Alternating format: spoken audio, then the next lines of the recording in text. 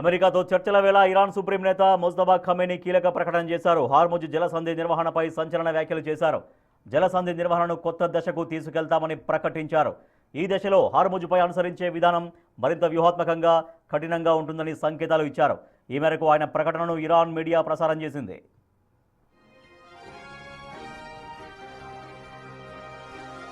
America ఇరాన్ల మధ్య 2 వారాల కాల్పుల విరమణ ఒప్పందం కుదిరింది. అయినప్పటికీ చమురు రవాణాకు కీలకమైన హార్ముజ్లో పరిస్థితులు కుదుటపడలేదు.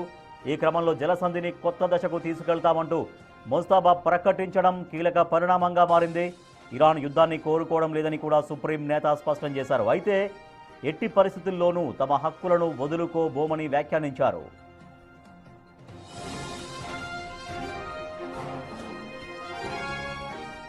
దాడుల్లో తన తండ్రి అయతుల్లా అలీ ఖమేనీ సహా అనేక మంది కీలక నేతల మరణానికి ప్రతీకారం తీర్చుకోవాలని ఇరాన్ దృఢ నిశ్చయంతో ఉందన్నారు.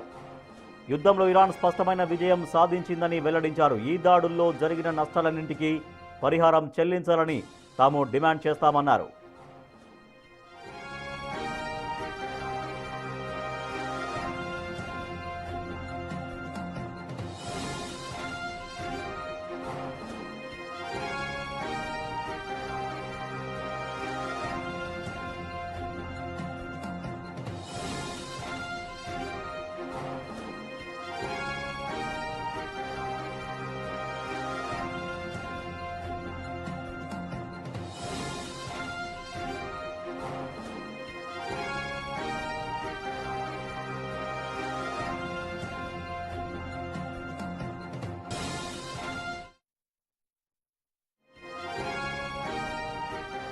అమెరికా ఇరాన్ మధ్య శాంతి చర్చలకు సర్వం సిద్ధమైన సమయంలో పాకిస్తాన్ మంత్రి చేసిన వ్యాఖ్యలు ఇప్పుడు దుమారం రేపుతున్నాయి. శనివారం ప్రారంభం కానున్న చర్చలపై నీలి నీడలు కమ్ముకునేలా చేశాయి.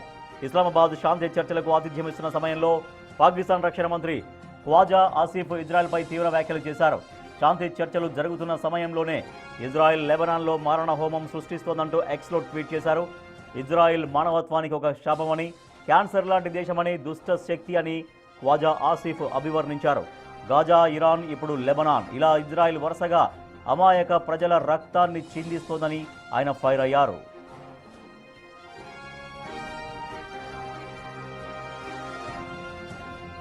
ఖ్వాజా ఆసిఫ్ వ్యాఖ్యలను ఇజ్రాయెల్ ప్రధాని కార్యాలయం తీవ్రంగా ఖండించింది. ఒకవైపు అమెరికా, ఇరాన్ మధ్య పాకిస్తాన్ మధ్యవర్తిత్వం వహిస్తుంటే, మరోవైపు బాధ్యతాయుతమైన పదవిలో ఉన్న మంత్రి ఇలాంటి విధ్వంసకర వ్యాఖ్యలు చేయడం చర్చల స్ఫూర్తిని దెబ్బతీస్తుందని ఇజ్రాయెల్ అభిప్రాయపడింది. మంత్రి వ్యాఖ్యలు రెచ్చగొట్టేలా ఉన్నాయని, శాంతిని కాంక్షించే దేశం ఇలా మాట్లాడదు అని ఇజ్రాయెల్ ఫైర్ అయింది. ఇజ్రాయెల్ ఇప్పటికే పాకిస్తాన్ను నమ్మడం లేదని స్పష్టం చేసింది.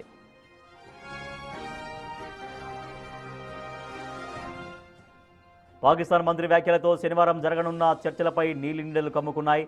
ఒక దేశ రక్షణ మంత్రి మరో దేశ అస్తిత్వాన్ని ప్రశ్నించడం చర్చనీయాంశంగా మారింది. చర్చలు ప్రారంభం కావడానికి ఒకరోజు ముందు ఇలాంటి మాటల యుద్ధం జరగడం పశ్చిమాసియాలో శాంతి ప్రక్రియలో పాకిస్తాన్ పోషిస్తున్న తటస్థ పాత్రపై అనుమానాలను రేకెత్తిస్తోంది.